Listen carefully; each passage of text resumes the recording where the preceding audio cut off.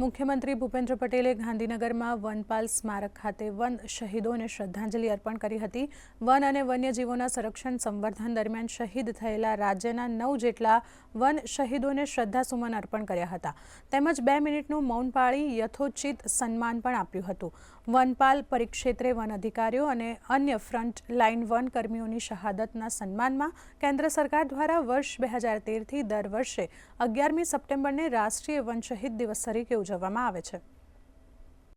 Frontline વનપાલ, વનરક્ષક અને RFO જેવા વનકર્મીઓ જે વન અને વન્યજીવોનું રક્ષણ અને સંવર્ધન કરે છે એવા શહીદોના આજે શ્રદ્ધાસુમન કરવા માટે આજ આપણા મૃદુ અને મક્કમ મુખ્યમંત્રી શ્રી ભૂપેન્દ્રભાઈ પટેલ સાહેબ અને અમે બધા અહીંયા ઉપસ્થિત હતા।